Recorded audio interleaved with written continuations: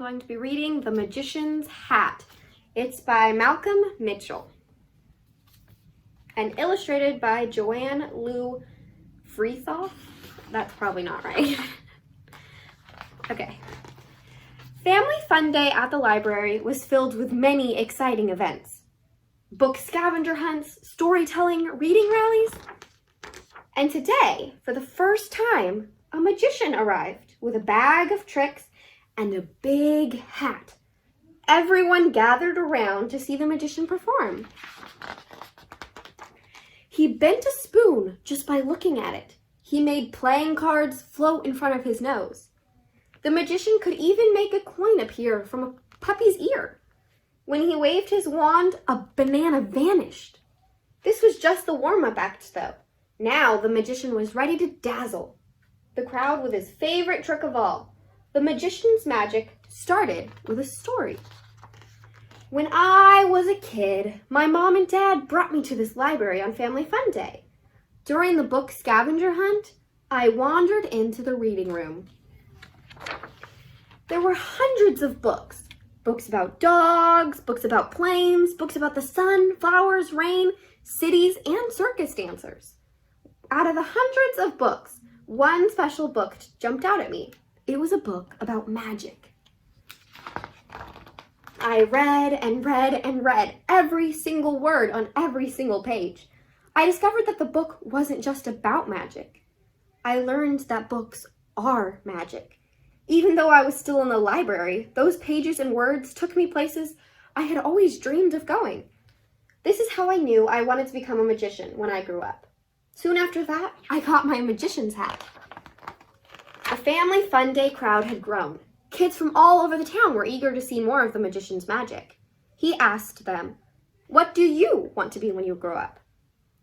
Amy shouted out, "I want to be a dentist." The magician invited Amy to reach inside his hat. Amy dug deep and then deeper until she felt something. It's a book," Amy shouted. The magician asked, "What is your book about?"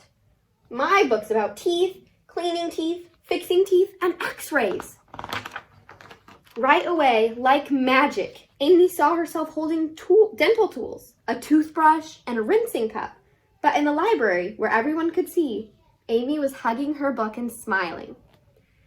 Matt had been watching closely, and after seeing Amy's magic, he wondered, what else is in that hat? He called out, "I want to be a famous football player." And so, the magician offered Matt his hat.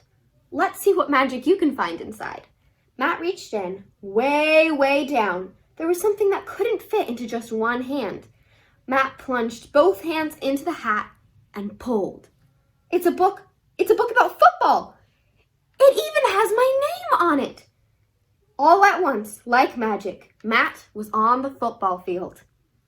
Catching, running, tackling, punting, sometimes falling, but sometimes fumbling. Lots of times winning. Ryan called out from the back of the crowd, "Wait a second, this is not magic."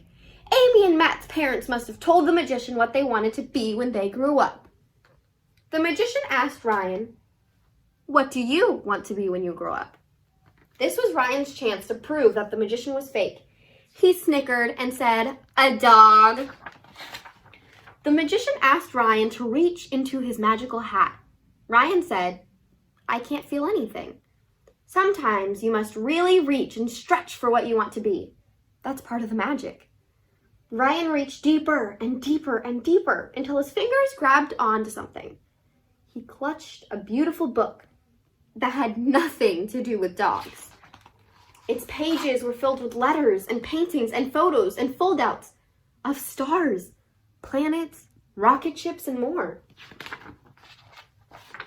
Ryan had always dreamed of becoming an astronaut and exploring the wide open sky, hurtling into outer space and zooming far out into the galaxy.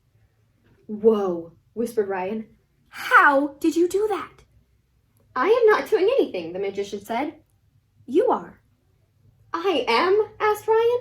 "But there's got to be a secret trick in these books." The desires that are within you bring out the magic in these books. Follow your dreams and they will take you wherever you want to go. The magician turned his hat so everyone could see. What are your dreams?